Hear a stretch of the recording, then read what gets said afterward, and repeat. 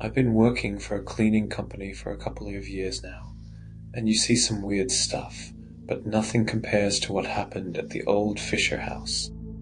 The memory of that day still crawls under my skin, and sometimes I wonder if I'll ever shake the feeling that something is watching me, something dark. It started like any other job. Mrs. Fisher had passed away a few weeks ago, and her family wanted the place cleaned up so they could sell it. The house was big, a dusty old thing in the middle of nowhere, surrounded by thick woods that seemed to swallow up the sunlight. It was one of those places that immediately felt wrong the moment you stepped inside. The air was stale, thick with the smell of rot and neglect. Every step I took on the creaky wooden floors echoed through the empty rooms, the only other sound being the wind outside rattling the broken windows. I started in the living room, wiping down furniture and sweeping the floor, trying to ignore the uneasy feeling that had settled in my gut. It was in one of the upstairs bedrooms where I found it, a small, leather-bound diary tucked under a loose floorboard. The diary looked ancient, the pages yellowed and brittle, the leather cracked from age. At first I didn't think much of it. Maybe it was just some old family keepsake. But when I opened it, something changed in the air around me. The first page was written in shaky, old-fashioned handwriting, dated July 12th, 19th, and it was signed by a priest named Father Augustine. His words were strange, like he was documenting something terrible that had happened. In nomen Patris et Filii et Spiritus Sancti, I write this to recount the horrors that befell the village of St. Cuthbert, for my soul will never rest until the truth is known. I kept reading, feeling a shiver crawl up my spine. It began with the children, their laughter twisted into screams, and their eyes turned black as night. One by one they fell to the curse, speaking in tongues, writhing like serpents upon the ground. At first we thought it was a sickness, but it was not of this world.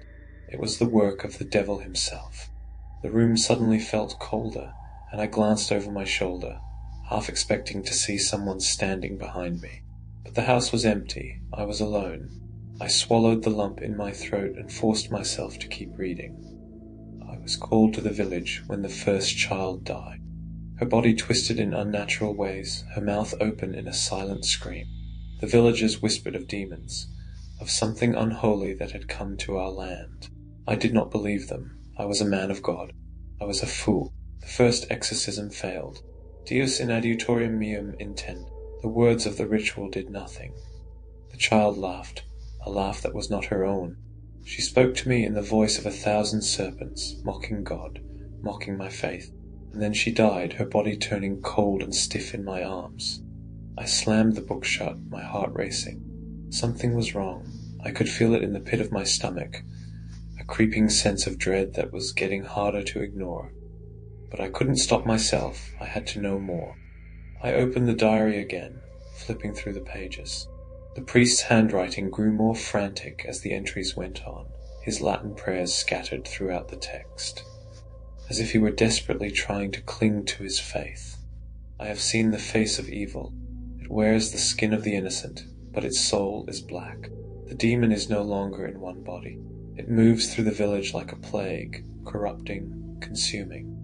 I tried to perform another exorcism tonight. It went wrong, so very wrong.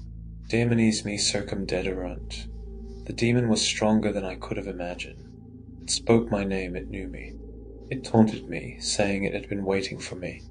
I could feel its presence in the room, crawling beneath my skin, filling the air with its stench. Suddenly I heard a soft creak behind me. I jumped, the diary slipping from my hands and falling to the floor. I whipped around, my heart in my throat, but the room was still empty. The shadows seemed to shift, though, moving in ways that didn't feel right. It was like something was here with me. I picked up the diary again, my hands shaking. I wanted to stop reading, but something was pulling me in, like the words had a power of their own. I flipped to the last entry, dated October 31st, 1910.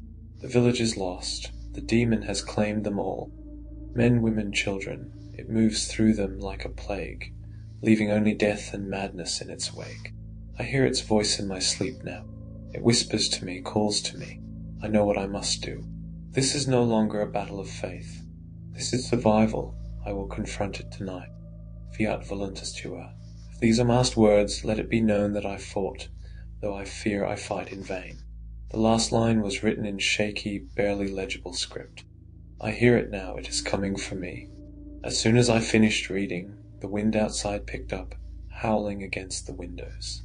The house groaned, the floorboards creaking as if something heavy was moving through the halls. My breath came in short panicked bursts, and every instinct told me to run, but my legs wouldn't move. Then the whispers started. They were soft at first, like the wind slipping through cracks in the walls, but they grew louder, more insistent. Words I couldn't understand, spoken in a language that made my skin crawl. The same language that Father Augustine had written in. Demones advenient. The room seemed to darken, the shadows stretching across the walls, twisting and writhing like something alive. My heart pounded in my chest, and I backed toward the door, clutching the diary like it was my only lifeline. But then I saw it. In the corner of the room, barely visible in the dim light, a figure stood. It was tall, its skin pale and stretched tight over its bones, its eyes black and empty. It didn't move, but I could feel its gaze on me, cold and malevolent. My breath caught in my throat, and for a moment I was frozen in place, unable to look away from the thing in the corner. Then it smiled. The smile stretched impossibly wide, splitting its face in half, revealing rows of sharp, blackened teeth. And then it spoke, its voice a low guttural rasp that seemed to echo inside my head. Fiat voluntas tua. I bolted. I ran faster than I've ever run before. Down the stairs, through the darkened halls, out the front door. I didn't stop until I was in my car, slamming the door behind me and fumbling for the keys. The house loomed in the rearview mirror as I sped away, its dark windows staring after me like eyes. I never went back to the Fisher house. I quit my job the next day, moved to a new town, tried to forget everything I'd read in that diary. But I can't shake the feeling that something followed me. The whispers still come at night, creeping into the edges of my dreams, filling my mind with dark, ancient words I don't understand. And right now, as I'm writing this, I feel like I'm being watched. Like there's something standing in the corner of the room, smiling. I hear it now, it is coming for me.